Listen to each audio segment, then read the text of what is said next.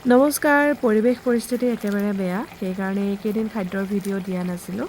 আৰু এয়া ভিডিঅ' পিছে বহুত দিনৰ আগতে বনোৱা, মানে বানপানী হোৱাৰ আগৰে ভিডিঅ'।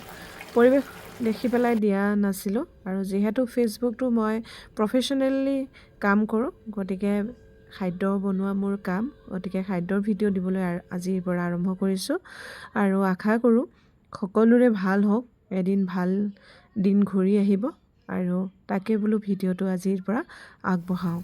এয়া বেঙেনা, মই নহৰু, আদা আৰু বিলাহী একেলগে পুৰি লৈছোঁ।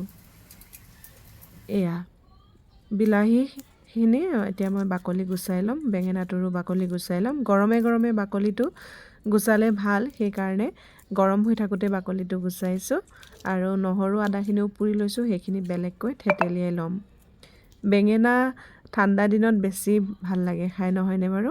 এনেকৈ অৱশ্যে বেঙেনা ঠাণ্ডা দিন বুলি কথা নাই, আমাৰ যেতিয়াই তেতিয়াই ইচ্ছা যায় খাবলৈ। আৰু বেঙেনা এনেকুৱা এবিধ পাচলি যেতিয়াই খাওঁ তেতিয়াই একেবাৰে মন ভৰি যায়। আৰু এয়া সকলোবিলাক মই পিটিকাৰ কাৰণে ৰেডি কৰি লৈছোঁ। পিঁয়াজ এটাও কাটি লৈছোঁ সৰু সৰুকৈ, নহৰু আদাখিনি বেলেগকৈ মই পিচি ল'ম। আৰু এইখন কাঁহীতে এয়া বেঙেনা, বিলাহী পিটিকি লৈছোঁ। আৰু ইফালে মাছ কেইটামান আনিছিলোঁ, কেৰাহী এখন গৰম হ'বলৈ দিলোঁ, তাতে তেল দিলোঁ। আৰু তেল দিয়াৰ পাছত কেইটামান লাচিম মাছ ধুনীয়াকৈ নিমখ হালধি সানি এটা এটাকৈ দি ফ্ৰাই কৰি লৈছোঁ। এইকেইদিন মই নিজেও বইল খাই আছোঁ, কিন্তু ভিডিঅ'টো বোলো আপোনালোকৰ কাৰণে আগবঢ়াওঁ। এয়া 10 দিনমানৰ আগৰে ভিডিঅ'। এয়া মাছকেইটা ফ্ৰাই হৈ লৈ, আৰু সেইখিনি তেলতে অকণমান পাঁচফোৰণ দিলোঁ, এটা শুকান জলকীয়া দিলোঁ, আৰু এয়া গ্ৰাইণ্ড কৰি লোৱা পিঁয়াজখিনি দিলোঁ, লগতে নহৰু আদা থেতেলিয়াই পেলাই দি দিছোঁ। যিহেতু নহৰুখিনি পুৰি লৈছোঁ, গতিকে ধুনীয়া গোন্ধ এটা আহে।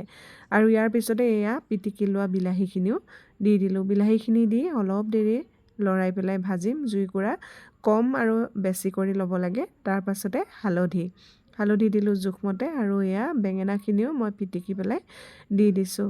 বেঙেনা এনেকৈ পুৰি বনাই খাবচোন, বিৰাটেই ভাল লাগে।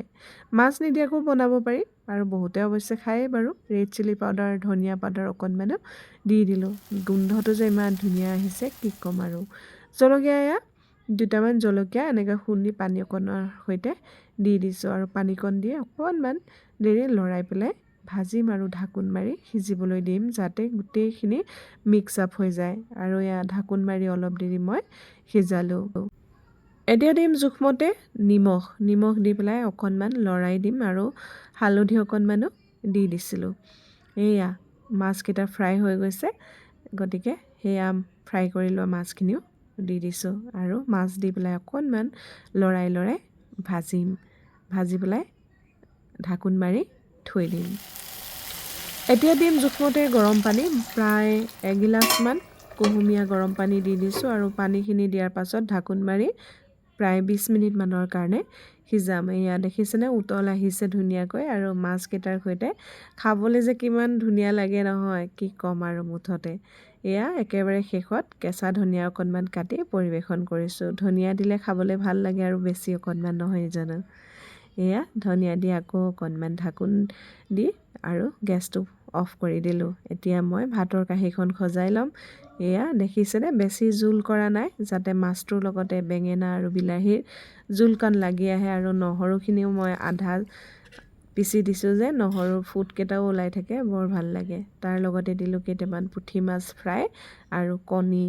এয়া কণীৰ ৰেচিপি মই আগতে দিয়েই থৈছোঁ, এনেকৈ বনাই খালে বিৰাটেই ভাল লাগে। বাৰু আজিলৈ আহিছোঁ, বাই বাই।